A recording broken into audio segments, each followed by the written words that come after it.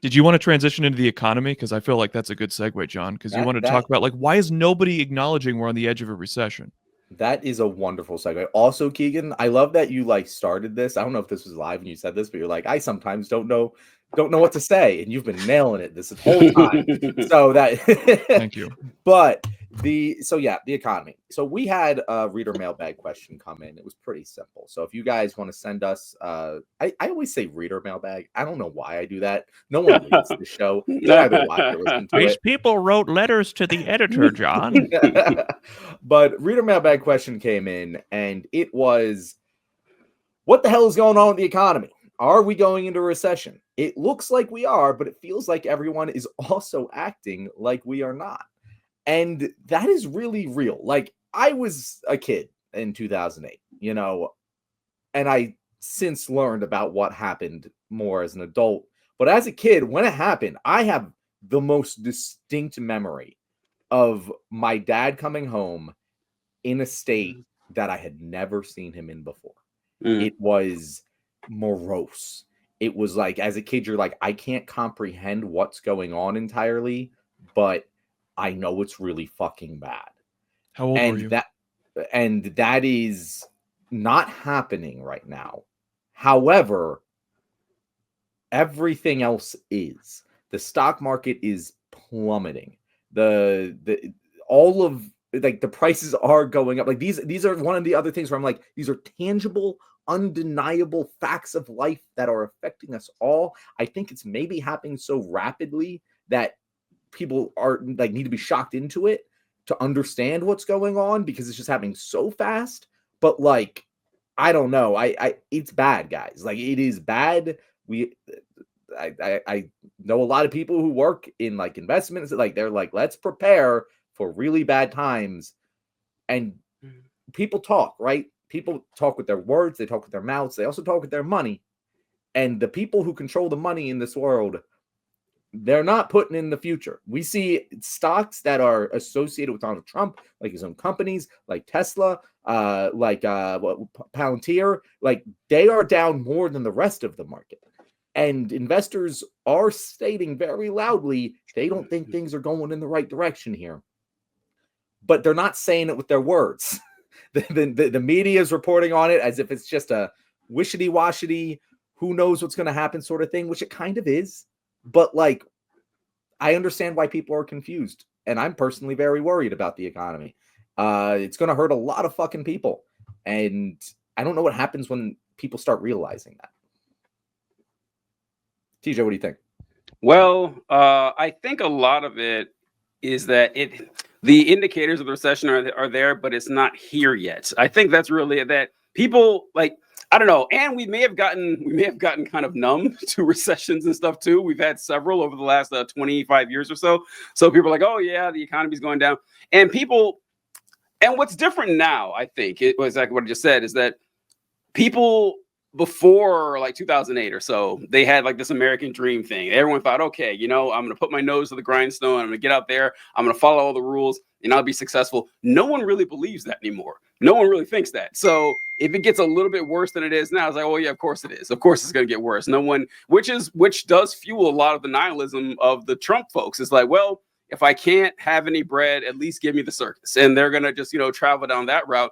I think that there's just this, like you said, you mentioned how your dad looked morose. I think that people have been morose a lot since that time where they don't have a lot to look forward to. So, okay, I might lose my job, I might lose my house, but everyone else will too. I just don't think it would surprise people if you just polled people, say, hey, would you be shocked if we had a recession the next 5 years? I don't think anyone would be shocked. It would just be, okay, well, we'll move on from there. What do you think, Keegan? I think you made a ton of excellent points, and it means that I don't have to talk as much. So it's like a slow motion recession, in the same way that in slow motion, the New Deal and our democracy were eroded. We've had a similar thing with the economy more broadly, right? Yeah. We've had 4.5 decades of wage stagnation. we've had 25 years of our rent going absolutely out of control. That goes back to George W. Bush, by the way. Not funny enough, not Reagan. It's one of the few trends you blame one of his successors on, right? I mean, rent is absolutely insane. Yeah. The cost of our food was a slow motion over the last few years increase. And so it's kind of hard to notice it when it's slowly over time. It's the same reason why incrementalism from the Democrats doesn't work, because if you have slow changes, small changes around the edges over time, people don't notice. So it reminds me of the economic recession of the 1870s and the 1890s, because How was that experience for you, Keegan? it was great. I was very frustrated when Garfield was assassinated, actually. I thought he was going to have a big hope and change. You know, it was very frustrating for me. I couldn't believe Grant tried to run for a third term. Anyway, there was this recession that started in the 1870s, and some economists argue the recession lasted 25 years. Some of them will argue, oh, there was one in the 1870s and then another one in the 1890s. But others are like, no, dude, it was a 2.5 decade recession. And I think that's what's going to happen. There's going to be a debate, you know, several decades from now as to if we're still in the Great Recession of George W. Bush. And in a lot of ways, we still are, with student debt, with credit card debt, with medical debt, with the cost of housing and the cost of just basic amenities. I saw this wonderful breakdown of just how much, like, your rent before Reagan, adjusted to today's dollars, was a few $100 a month. Can you imagine having a rent of $500 a month? Right. Now, sure, your TV is going to be a lot more. Sure, your TV is 2 months worth of rent, whereas now it's, you know, 4 days worth of rent. 4 days, yeah. Yeah. I think it's the slow motion aspect that's got, and as soon as it hits, dude, people will be like, oh, right? Because we haven't seen the tangible, like, oh my God, millions of people are losing their home. We haven't seen the like, oh my God, millions of jobs gone. Because of not because of direct government policy firing a bunch of people, but like, it's weird because so here's a question that I have, more so for teachers. So Keegan, you are my age, right? Are you also in your late 20s? I'm 31. You're 31. Okay, it's close enough. You know, we're in the same age bracket. I was curious as to how old you were when the Great Recession hit. Yeah, so I was like 12. Yeah. 13, you know, like that age where, like, you can understand that bad things are happening, but you don't quite have the capacity to, like, understand what a fucking CPI is. See, we actually lost our home during the Great Recession as well. Oh, wow. We were some of the first to go. We got sold one of those toxic loans that only George W. Bush's deregulation allowed for the existence of. Like, had we bought the house during Bill Clinton, we wouldn't have had that toxic loan. It's one of those, like, skyrocketing mortgage rates ones. Yeah. Yeah.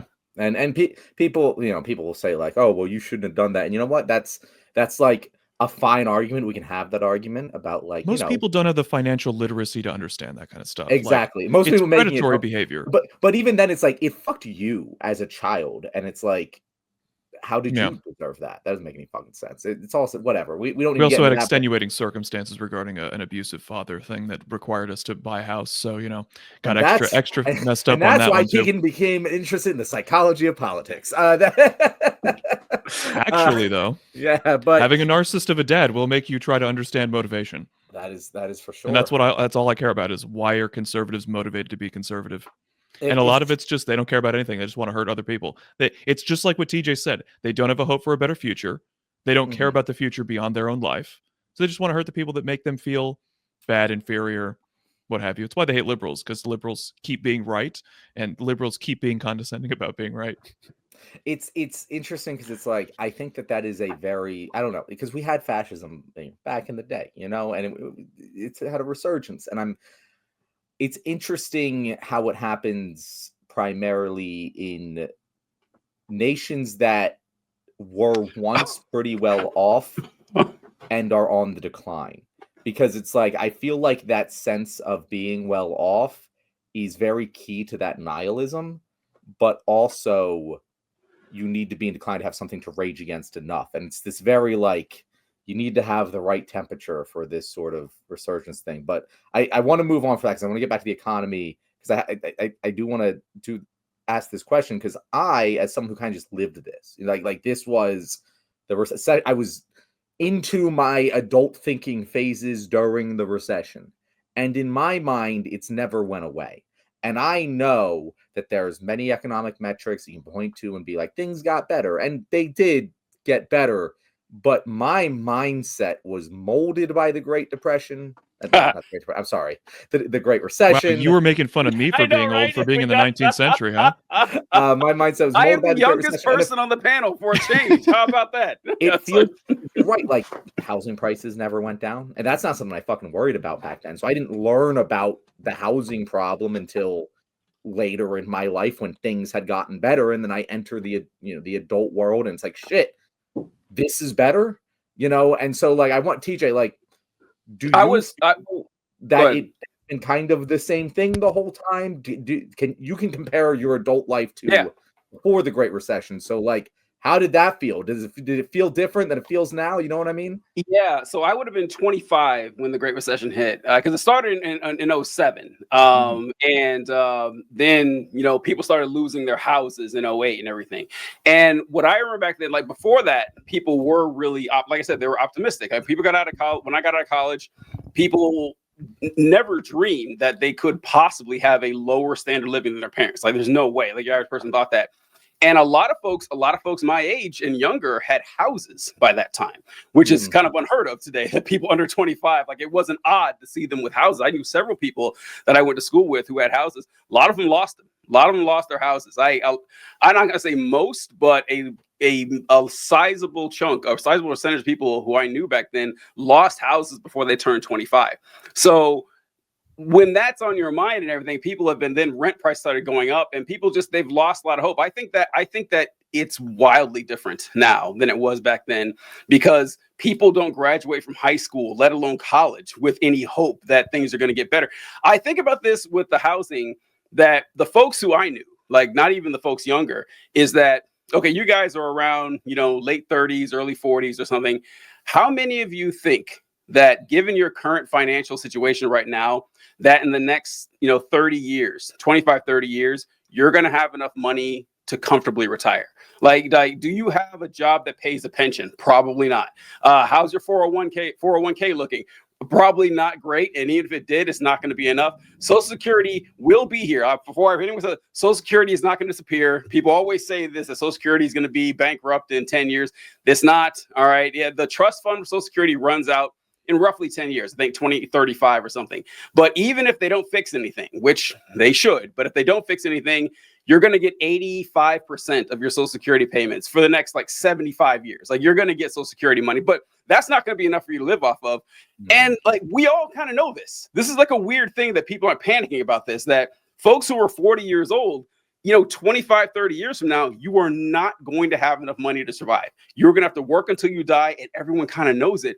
It's a completely different universe than it would have been back then. So yeah, I think that it's changed drastically. And the fact that people aren't crumpling, knowing that the economy is just eventually going to crash. And we're like, yeah, that's just how it is. The greatest quality that humanity has as a species is our adaptability. Our ability to be in any environment, any conditions, we are able to survive. And unfortunately, the ugly side of that coin is that we will adapt to the most garbage conditions. And because we can adapt, we don't fight to get rid of the oppressive systems. It's very fair. It's like, I've always thought, I get, that people lived in polar tundras and still do it. It's like, why the fuck do you do that? And it's like, well, yeah, because you can technically. It's easier than changing your whole life, and it's kind of like that. It's like, I can't tell you how many times I've had this thought when I was in the army and I was in the Middle East for all this time. It's 120 degrees. There are sandstorms every 3 days. It's just awful. And I was like, I can't believe people are fighting over this land. I cannot believe it. Not only can I believe they're fighting over it, I can't believe they fought over thousands of years. Like, it's insane. But you don't even got to do that. Like, you can just step outside. If you live, I don't know, anywhere north of Virginia or something, any random winters, like people lived on this continent in the freezing cold for thousands of years. How and why? Humans are like shockingly resilient. And Keegan, when you brought up the rent prices, I wanted to pull this up for people to see because he is not fucking with you guys. This is what the average rent. Oh, that's in current dollars. I didn't see it in real dollars. But so in 1980, it'd been like paying it was so $188, and which would have been currently like $573. Like imagine this is for what? What was that? Did it say what that was for? Like a one Your bedroom average apartment? rent price in the United States. Yeah, Just average in general. Okay. yeah, and so That's actually surprising to me. Right now it's about 2,000. It's not to me though, because so I moved to Indiana in 2017, 8 years ago. And I got a 2-bedroom apartment right outside of Indianapolis, like in a Indianapolis suburb, for like $890 a month. Mm. That apartment today, I wish I could find it now. I've been the show when we're up downtown, I'll find it. I guarantee that same apartment that I paid like $890 for 8 years ago, easily $1,500 now. It's got to be. Like I would not be surprised if it has doubled. And like rent prices are completely out of control for folks. And yeah, it's and like. Think about trying to buy a house. I don't know. It's like this entire system is just collapsing and everybody fucking knows it. That's why I think people aren't panicking, John, because like I thought Keegan's example of the slow motion train wreck is perfect because that's what we've all been living through. I do like trains. Can you go back to that? Sure. I'll pull this bad boy up here. So I did something like, just wow. Is this in one state? This is Alabama rent by year. So this is rent by year. That was Alabama fair market rent by year. So while you get to the American national average, the national average is about 2,000 right now. So my mom and I did a fun little exercise where we looked at her first apartment out of college. This is in La Jolla, California. This is a rich white people suburb just out of UC San Diego, which is where she went to university. Her first apartment was a 1-bedroom. It overlooked the beach in La Jolla. I really can't emphasize enough. Wow, that's a really nice place. I was just in La Jolla, and Yeah. I felt like I didn't want to like touch too much stuff just Yeah. in case I broke it because everything was so expensive. Yeah, everything's so expensive and clean and beautiful and pristine. And her apartment like right now, it'd probably be $2,500 to $3,000. You want to take a guess as to what it was in inflation adjusted dollars today? Oh no, what? In from an early 80s apartment. You got to take a guess. Come on. Oh, $2,500 to $3,000 today. What was it back then? 1,000. Okay, John's is 1,000. TJ, what you going with? 800. $520. 500. Oh my God! Wow. Now there are reasons for this. Why is it that rent is so crazy? Now part of it is because we no longer build low cost housing, right? Below market rate. Right now, what builders want to do is build market rate or above market rate because that gives them a better return on their investment. And because we do everything through private corporations, there isn't a government entity to build housing for first-time home buyers, for people who are just trying to get in, for people who are lower middle class, right? So that's part of it. Part of it is the housing supply has not kept up with our increase in population. Part of it is that people are in cities at a higher volume than they've ever been in human history, right? So you'll go out to a rural area, you can find some probably rundown place for not that expensive. But in a city where the supply of housing is not kept up with demand, we have what you have, right? But here's a big one. During the George W. Bush administration, I believe it was, that private equity was allowed to buy homes. So what does that mean? If they're able to buy single-family homes, that means they're paying way more than a family would pay, right? So if you have, in my town, you can't buy a house for under $750,000 basically right now. Okay, if it's going for 700, the private equity firm will go 770, 800, and just buy everyone out. What does this do? It means that the families who are trying to buy a home have a smaller supply of homes to buy from, which drives the auction up, right? And the fact that private equity firms are able to keep some of these places empty. A lot of these are like horrible like renter people, like Gallagher and Lindsay's the one around us. Gallagher and Lindsay, they'll keep certain apartments unoccupied to drive up the demand relative to the supply. This is a really big problem in LA, where there are more empty housing units than there are homeless people. by like a major factor. And also part of it is foreign investment. So you get like some Saudi or Chinese billionaire buying a giant building and keeping it empty because they don't need the money and they don't care about Americans having housing. We need a national program to build housing. If only we had elected Kamala Harris, we might have actually gotten that good thing, at least a compromise version. It was, it was the best thing she was running on for sure. As someone who would have voted for like a wet piece of grass over Trump, we did vote for a wet piece of grass over Trump. Like Kamala, like there were things that I liked. There's a lot of things I didn't like. Yeah. But her housing policy was solid. Very exciting to me. I was very excited for that.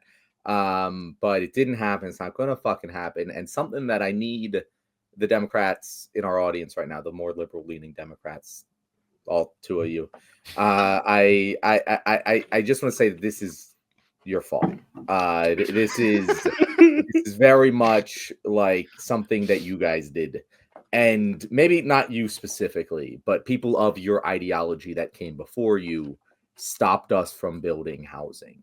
We had a recession in 2008 that was caused a housing crisis. And this is what happened.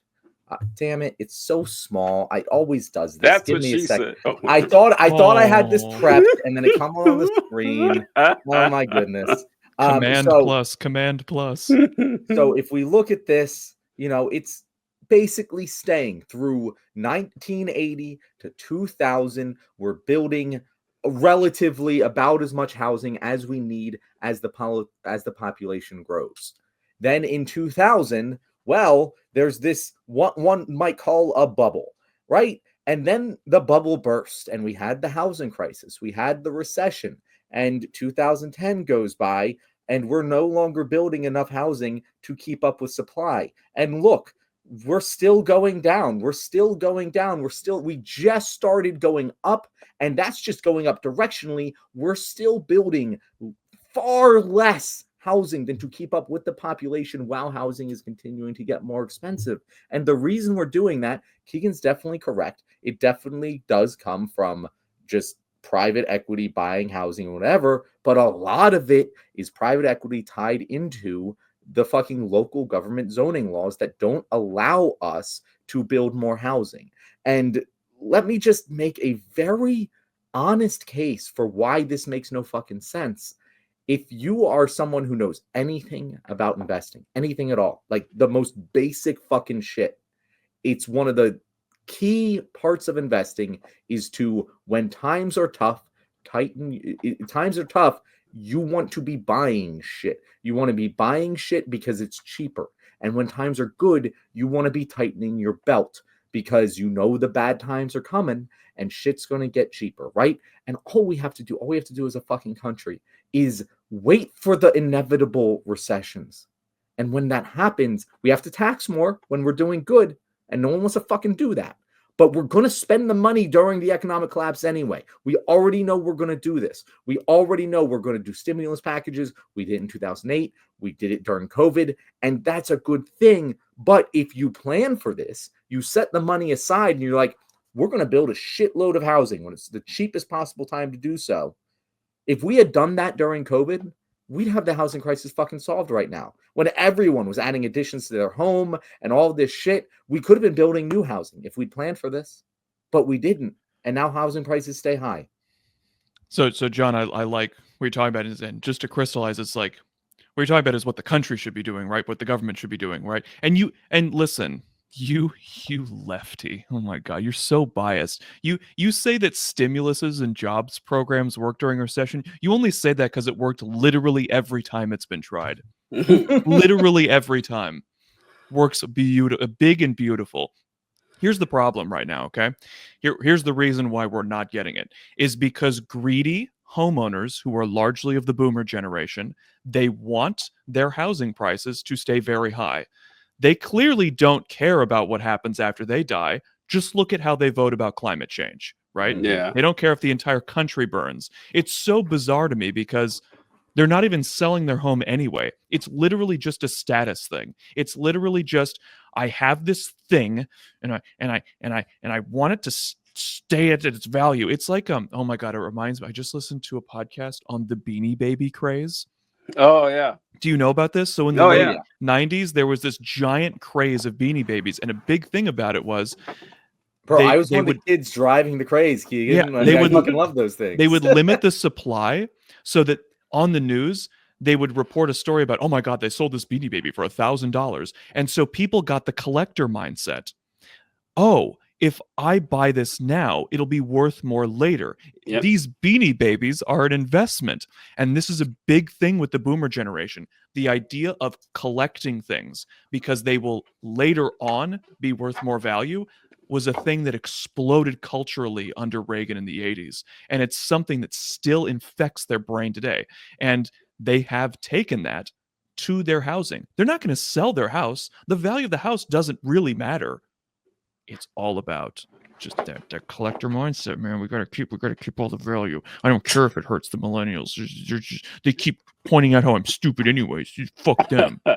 Yeah, it's I don't know. It happens to folks. It's funny you mentioned the Beanie Baby craze because I remember that too. I remember that being on TV all the time. People were getting in fights and You're everything. so old. Yeah, they were just. I remember seeing it clearly that I didn't participate in it. I did not participate in it, but I remember it wasn't just Beanie Babies because like I think the first time that I remember seeing this fascination with collecting stuff was stuff like baseball cards. And what people would do, they'd all go ahead. And so I bought those. Oh, buy the baseball cards. You're always looking for one that might be valuable. And This one has a foil. Yeah, I know. Look at this one. This one has like gold trim around it. This is definitely gonna be worth some money. A bit of the jersey. A jersey on it. Yep. And of course, they did this with Star Wars toys too. Which I love seeing that when the new Star Wars films came out, people were buying all the merchandise, and still people have warehouses full of this shit. And they weren't thinking enough on how I was part of it too back then. Is that the reason that Honus Wagner card is worth $6,000 is because they made 15 Honus Wagner cards. And so 100 years later, if you have one, wow, that's really special. But they make 10 million Cal Ripken cards. Okay, 10 million people are going to have them. The same thing with, Anakin Skywalker toys. And people aren't thinking like that. Housing, on the other hand, they aren't making a ton of these houses and everything, and people are fighting tooth and nail. They got burned and everything else. Like, damn it, I'm gonna have one investment that's gonna pay off. I brought up on the show before. I had a conversation with my dad, who is not a Republican or a conservative, but he is a homeowner, and he lives in San Diego, where the houses are already super expensive. And I remember him driving me around the neighborhood where him and my mom live. And he was pointing at the houses and everything, and it's a really nice community and stuff. And then he got to one part of the neighborhood. He says, and so these areas over here, these are not single family homes. They're like apartments for lower income folks. And he kind of paused and he said, all right, is it bad that I don't like that they're here in the community because it lowers the cost of, because they paid a lot of money for the house and now the value's going to go down. And I said, listen, Dad, like, my dad is a good man. He's a grass off, but I was telling him that, look, I get it, right? Like, no one wants to see their investment go down. But I said, but you have to look at the broader picture of this in that, that there's a problem with poverty and that people can't afford housing and they can't afford rent. He said, oh yeah, absolutely. And he said, I was like, so do you think that problem is fixed by keeping people economically segregated? Like, has that ever proven to fix the problem? He's like, oh no, it hasn't. So I don't think most like boomers can be talked through like that. No, fuck them. Like that's what they'll end up saying and everything. But it is something that that does happen a lot with folks, that people have selfish motivations and altruistic motivations. A lot of times the selfish ones win. Guys, thank you very much for watching. Either you think that we can accomplish great things and you will subscribe to this show so we can do it together, or you think we're a bunch of doo-doo heads doomed for spending eternity just banging our heads against a wall, in which case you're going to enjoy it with us. So like and subscribe. If you want to know where to find our wonderful guest, Keegan Tatum, Keegan, please let our guests know where they can find you. So the best place is TikTok at Keegan Tatum, KeeganTatum. I talk about the psychology of politics primarily, though I will talk about broader political issues as well. So TikTok is the best. It's the most up to date. It's got all my stuff there. You can subscribe. You gotta give me that $5 a month, right? I'm also on Instagram. If you don't have TikTok, all my stuff is also posted there. And then YouTube, again, all of that is at Keegan Tatum. The advantage of the YouTube is that while I don't have all my shorts up yet, I do have longer form videos such as why are old people more conservative? What is the psychology behind transphobia in much longer forms? So Keegan Tatum is the place to go at whatever social media you're using.